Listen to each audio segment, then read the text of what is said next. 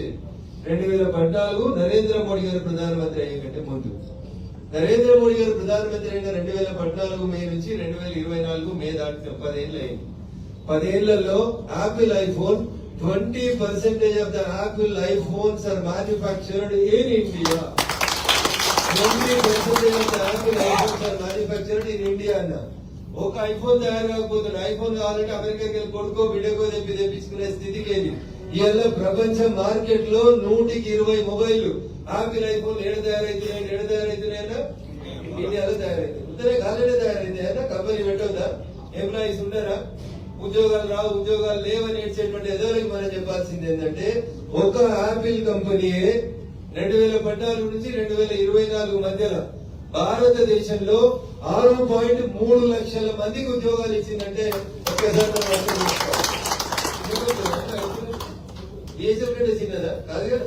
పెద్ద పెద్ద సాఫ్ట్వేర్ దిగ్గజాలతో పోటీ పడే ఒక company 6.3 lakhs employments have been created by only Apple in India after 2014, after Narendra Modi ji became the Prime Minister. ఇంకో మంచి వార్త. ఒక 33% రాజకీయాలనే రిజర్వేషన్ ఇచ్చి వదిలిపెట్టలేదు నరేంద్ర మోడీ గారు. ఆపిల్ లో 6.3 లక్షల మంది ఉద్యోగులు జాయిన్ అయితే దాంట్లో 100కి 70 మంది మహిళా సోదరి మంది ఆపిల్ ఎంప్లాయీస్. అంటే ఇది నరేంద్ర మోడీ గారి నాయకత్వంలో ఈ దేశం ముందుకు పోతుంది. అనేవాళ్ళకి ఎలా తెలుసా? మీకు తెలుసా? నాకు తెలియదు, నాకే తెలియదు. సో ఇంత గొప్పగా నరేంద్ర మోడీ గారి నాయకత్వంలో ఈ దేశంలో ఎంప్లాయ్మెంట్ పెరిగింది. కానీ పొద్దున్న లేసి ఏం చెప్తారు? ఏవి 2 కోట్ల ఉద్యోగాలు అని చెప్తారు. ఇక్కడ మనం ఇంకొక మాట చెప్పాలి. Employment is not only the central subject. Employment అంటే నరేంద్ర మోడీ ఇవ్వాలి, చంద్రశేఖరరావు 10 ఏళ్ల కొడుకు బిడ్డకు అల్లుడికి మనవడికి వాళ్ళకే ఉద్యోగాలు ఇచ్చుకోవాలి, రాష్ట్ర ప్రభుత్వం డ్యూటీ కాదంటే it is part and parcel of the state and as well as central government కూడా. ఇది 2 ప్రభుత్వాల యొక్క బాధ్యత. అంతా తీసుకొచ్చి మోడీ గారి మీదనే చెప్పేస్తారు. మంచి జరిగిందనుకో కేసీఆర్ చెప్తాడు, రేవంత్ రెడ్డి చెప్తాడు నేనే మంచి చేసిన అని చెప్తారు. చెడు జరిగిందనుకో మోడీ గారి వల్ల చెడు జరిగింది అని చెప్తారు. But this is very unfortunate అన్న. మీరు ఎంప్లాయీస్, ఎన్లైటెడ్ పీపుల్, మీరు ఇంకొక 10 మందికి చెప్పగలిగే స్థితిలో ఉన్నవాళ్ళు. అందుకని పబ్లిక్ సెక్టర్ అండర్టేకింగ్స్ గురించి వారు మాట్లాడతారు మంత్రి గారు. వారు మాట్లాడే కంటే ముందు నా 2 అప్పీల్. మీరు మెంబర్షిప్ తీసుకోవడమే కాదు, మీ ఫోన్ నుంచి మిస్కాల్ ఇవ్వడమే కాదు, మీరు ఇంకొక 100 మందిని తయారు చేయాలి. సో కార్మికులు అంటేనే ఒక దీపం ఇంకో దీపాన్ని వెలిగించినట్లు. మీరు ఇంకొక 10 మంది తయారు చేసిన వాళ్ళు 10 మందిని తయారు చేసే ప్రొడక్టివిటీ సైడ్ ఉన్నాయి. అందుకని my sincere appeal to all my employee colleagues of BHEL. నా సిన్సియర్ రిక్వెస్ట్. ఎక్కువ మంది మాట్లాడుతుంటారు, మనం పనిచేసి సమాధానం చెప్పాలి. మాట్లాడే సమాధానం ఏంటంటే బిహెచ్ఎల్ లో మన మెంబర్షిప్ ఎంత అయింది అనేది మనం చూపెట్టాలి. అంతే రమేష్. సో చాలా మంది మాట్లాడిపోతా ఉంటారు, చాలా మంది చెప్తా ఉంటారు. పని చేసి చూపెట్టు దయించి. సింపుల్ గా చేయాల్సింది. ₹1 ఖర్చు అవసరం లేదు, ఎవరిని ఇబ్బంది పెట్టాల్సిన అవసరం లేదు. Just use your mobile and just give a miss call. Mobile లో ఉన్న వాళ్ళంతా ఓపెన్ చేసి ఒక నెంబర్ కి miss call. Not even single Paisa will go from your mobile data. 880000 చేయాలన్నారు. 880000 తర్వాత ఈ సంవత్సరం నెంబర్ కొట్టి 2024. 8800002024. Just give a missed call. You will get one message. 8800002024. Just give a missed call. You will get one message. In that message, you will get one link. So please open that link. దాంట్లో ఏమడుగుతారంటే మీ పేరు, మీ తండ్రి పేరు, మీ ఊరు, మీ photo అడుగుతారు. మీరు ఎట్లయితే మీకు smart cards, ID cards వచ్చినాయో బిఎస్ఏది, అంతే smart ID cards Bharatiya Janata party you will get if you click that link. ఒకసారి లింక్ ఓపెన్ చేసి మీ పేరు, అడ్రస్, మీ మొబైల్ నెంబర్ పెట్టి మీ ఫోటో పెట్టేసుకోండి. You will get a beautiful ID card of the Bharatiya Janata party. So my sincere request to all of you is those who have already become the member of Bharatiya Janata Party, each member should make again 100 members as new members, and it is our family that we are going to increase the strength of our family.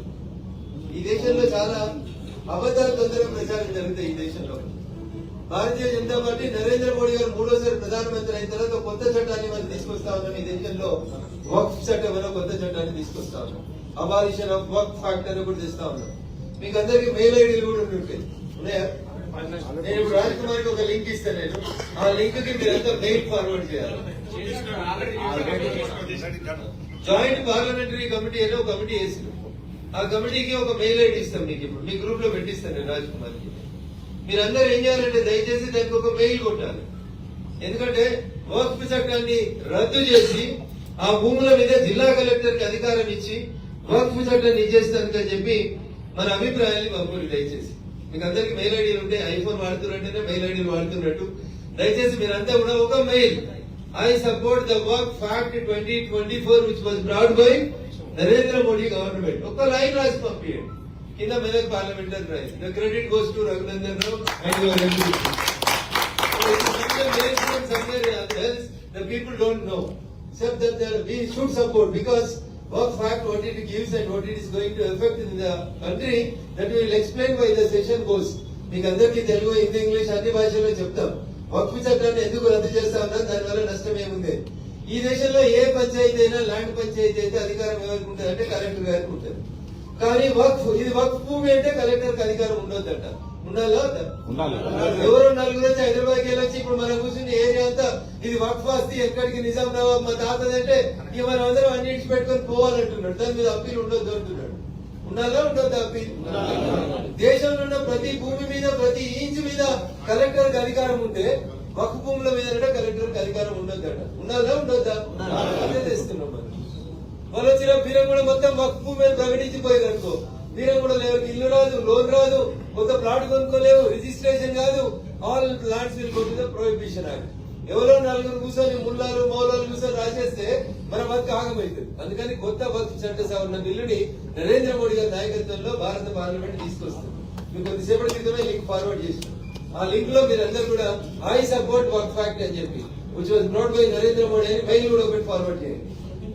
Miss call ఇవ్వడం ఎంత important. దయచేసి వక్ఫ్ చట్టాన్ని support చేయడం కూడా అంతే మంచిది. ఎందుకంటే Muslims ఏం చేస్తున్నారంటే ఇంటింటికి తిరిగి ఒక ఆయన మీద సంతకాలు తీసుకుంటూ మేము వక్ఫ్ చట్టానికి వ్యతిరేకం, మేము నరేంద్ర మోడీ గారి ప్రభుత్వానికి వ్యతిరేకం అని.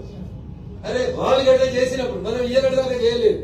బట్ వాళ్ళు హైదరాబాద్ అంతా తిరిగి ఇంటింటికి తిరిగి సంతకం పెడుతున్నప్పుడు మనం చేయాలా? చేయాలని చేతులు ఎత్తురు. నేను మెయిల్ పంపించిన చేతులు ఎత్తురు. పంపించిరా? పంపనంటే దయచేసి ఇప్పుడు 6 o'clock అదే మీరు దేశం కోసం పనిచేస్తున్నారు, బిహెచ్ఎల్ కోసం పనిచేస్తున్నారు.